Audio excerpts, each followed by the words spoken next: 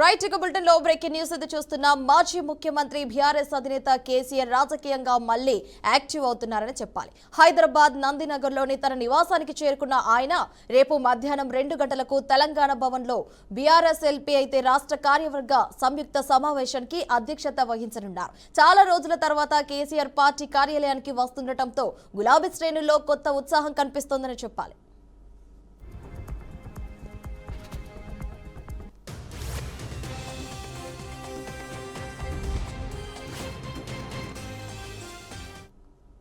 ఈ సమావేశం ప్రధానంగా తెలంగాణ సాగునీటి హక్కుల పరిరక్షణ అజెండాగా సాగనుంది. నదీ జలాల విషయంలో కాంగ్రెస్ ప్రభుత్వం అవలంబిస్తున్న వైఖరిని నిరసిస్తూ మరో ప్రజా ఉద్యమానికి కేసీఆర్ శ్రీకారం చుట్టనున్నారు. ముఖ్యంగా పాలమూరు, రంగారెడ్డి ప్రాజెక్టులలో 45 టీఎంసీలకే కాంగ్రెస్ ప్రభుత్వం అంగీకరించిందని, ఇది రాష్ట్ర ప్రయోజనాలకు గొడ్డలిపెట్టు అని కూడా బీఆర్ఎస్ వాదిస్తోంది. ఈ అంశంపై ప్రజల్లోకి వెళ్లేలా పార్టీ నేతలకైతే ఆయన దిశానిర్దేశం చేశారు.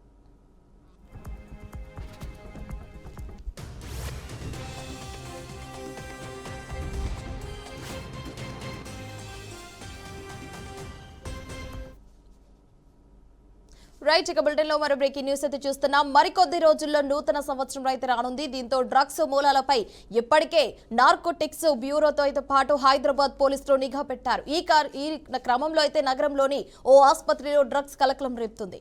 ఎస్ఆర్ నగర్ పరిధిలోని ప్రైవేట్ ఆసుపత్రిలో కేఫిటేరియా మేనేజర్ వద్ద డ్రగ్స్ ఉన్నట్లు పోలీసులు గుర్తించారు. మేనేజర్ ఆసిఫ్ వద్ద ఎండిఎంఏ డ్రగ్స్ అయితే పట్టుకున్నారు. వెంటనే అతడిని అదుపులోకి తీసుకున్న పోలీసులు విచారిస్తున్నారు.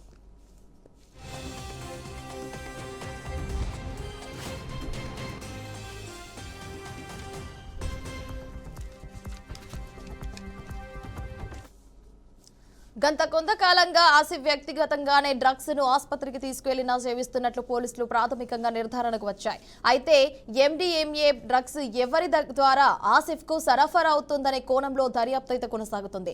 నూతన సంవత్సరం వేడుకల్లో భాగంగా హైదరాబాద్ లో ప్రతిసారి డ్రగ్స్ వినియోగం భారీగా ఉంటుంది.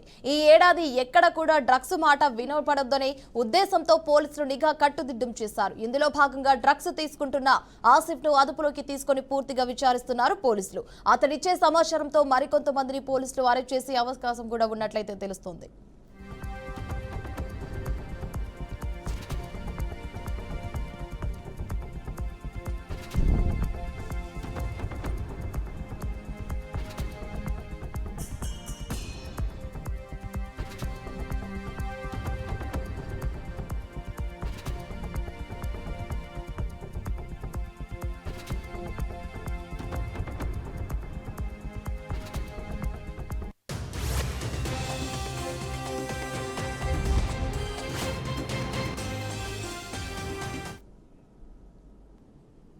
మహాత్మా గాంధీ జాతీయ ఉపాధి హామీ పథకం పేరు మార్చడంపై కాంగ్రెస్ పార్టీ పరిషత్ చైర్పర్సన్ సోనియా గాంధీ తీవ్ర ఆగ్రహం వ్యక్తం చేశారు. ఈ పథకాన్ని బలహీనపరిచేందుకు మోదీ ప్రభుత్వం దశాబ్దాలుగా అనేక ప్రయత్నాలు చేస్తోందని, ఇటీవల ఏకపక్షంగా చట్టంలో మార్పులు చేసినందుతో పాటు దేశంలోని కోట్లాది రైతులు, కార్మికులు, భూమి లేని వ్యక్తుల ప్రయోజనాలను కేంద్ర ప్రభుత్వం నాశనం చేస్తున్నట్లు ఆమె ఆరోపించారు. ఈ అంశంపై సోనియా గాంధీ ఓ వీడియో సందేశాన్ని విడుదల చేశారు.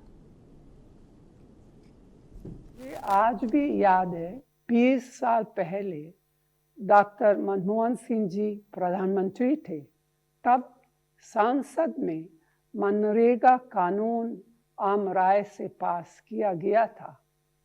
ये ऐसा क्रांतिकारी कदम था जिसका फायदा करोड़ों ग्रामीण परिवारों को मिला, खासतौर पर वंचित, शोषित, गरीब और अति गरीब वर्ग के लोगों की रोजी रोटी का जरिया बना।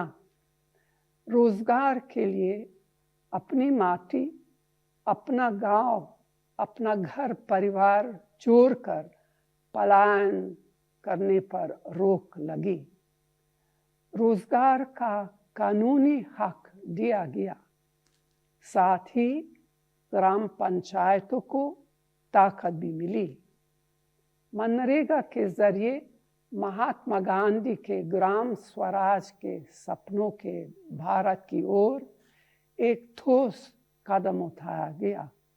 पिछले 11 सालों में मोदी सरकार ने ग्रामीण क्षेत्रों के बेरोजगार, गरीबों और वंचितों के हितों को नजरअंदाज कर मनरेगा को कमजोर करने की हर కేంద్ర మంత్రి బండి సంజయ్ కుమార్ విశాఖపట్నంలో పర్యటించారు. ఈ సందర్భంగా అక్కడ ఏర్పాటు చేసిన మాజీ ప్రధాని అటల్ బిహారీ వాజ్పేయి విగ్రహాన్ని ఆయన ఆవిష్కరించారు. 2 ఎంపీ స్థానాలు ఉన్న పార్టీని కేంద్రంలో అధికారంలోకి తీసుకువచ్చిన ఘనత వాజ్పేయిది అని సంజయ్ అన్నారు.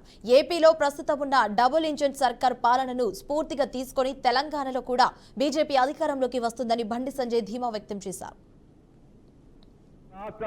ఏ విధంగా ఆంధ్రప్రదేశ్ అభివృద్ధి చెందుతుందో అక్కడ తెలంగాణ రాష్ట్రంలో మిమ్మల్ని స్ఫూర్తిగా తీసుకొని ఇలా డబుల్ ఇంజన్ సర్కార్ను తెలంగాణ రాష్ట్రంలో పక్కా ఏర్పాటు చేస్తాం. తెలంగాణ రాష్ట్రాన్ని మేము అభివృద్ధి చేసుకుంటాం. రాబోయే రోజులు కూడా ఆంధ్రప్రదేశ్ రాష్ట్ర అభివృద్ధికి తెలంగాణ రాష్ట్ర అభివృద్ధికి ఈ 2 తెలుగు రాష్ట్రాల అభివృద్ధి లక్ష్యంగా వాళ్ళ నరేంద్ర మోడీ గారి ప్రభుత్వం ముందుకు వస్తున్నది, మీకు సహకరిస్తున్నది. తెలంగాణ రాష్ట్రంలో కూడా అభివృద్ధి కార్యక్రమాలు జరుగుతున్నాయంటే కేవలం నరేంద్ర మోడీ గారి ప్రభుత్వం ఇస్తున్న నిధులు తప్ప రాష్ట్ర ప్రభుత్వం ఒక్క పైసా ఇస్తలేదు. సాక్షాత్తు రాష్ట్ర ముఖ్యమంత్రి రేవంత్ రెడ్డి గారి బహిరంగ సభలో నా తల నరికినా కూడా నా దగ్గర ఒక్క పైసా లేదని చెప్పి సాక్షాత్తు రాష్ట్ర ముఖ్యమంత్రి గారే చెప్పారు. కేంద్ర ప్రభుత్వ నిధులు తప్ప వేరే కావన్న విషయం వాస్తవం. కాబట్టి ఆ మహనీయుని స్ఫూర్తిగా తీసుకొని ఆ మహనీయుడు ఏ లక్ష్యం కోసం ఏ ఆశయం కోసం ఈ దేశాన్ని పాలించుడో ఆ లక్ష్యాన్ని మనకు అందించుడో ఆ లక్ష్యాన్ని నెరవేర్చే దిశగా నరేంద్ర మోడీ గారి నాయకత్వంలో ప్రతి భారతీయ జనతా పార్టీ కార్యకర్త భారత్ మాతాకి జై అంటూ జై శ్రీరామ్ అంటూ గర్జిస్తూ గాంధించు కాషాయపు జెండాను ఒక చేతిలో కమలపు జెండాను పట్టుకొని ఈ దేశ వ్యాప్తంగా భారతీయ జనతా పార్టీని ఇంకా శక్తివంతంగా తయారని చెప్పి ఒక దృఢ సంకల్పంతో ముందుకు వస్తున్న తరుణంలో అందరం కలిసికట్టుగా ముందుకు సాగాలని చెప్పి ఈ సందర్భంగా మీ అందరికీ విజ్ఞప్తి చేస్తూ బాపట్ల చీరాల మున్సిపల్ కౌన్సిల్ సమావేశంలో టీడీపీ వైసీపీ కౌన్సిలర్ల మధ్య తీవ్ర వాగ్వాదం చోటు చేసుకుంది. అభివృద్ధి పనులను నిలిపివేయడానికి వైసీపీ కౌన్సిలర్లు నిర్లక్ష్యాన్ని ప్రదర్శిస్తూ గొడవకు దిగారని టీడీపీ కౌన్సిలర్లు ఆరోపించారు. సమావేశం నిర్వహించడంలో కోరం లేకపోవడాన్ని వైసీపీ కౌన్సిలర్లు ప్రశ్నించారు. దీంతో వాగ్వాదం చోటు చేసుకుంది. ఈ సమావేశానికి 15 మంది కౌన్సిలర్లు హాజరయ్యారు. దుర్గాజపడిన లాడిననైతే కారణంగా వైసీపీ 29వ వార్డు కౌన్సిలర్ బత్తుల అనిల్ అయితే చైర్మన్ వెంచాల సాంబశివరావు 1 నెల కాలం పాటు సస్పెండ్ చేశారు.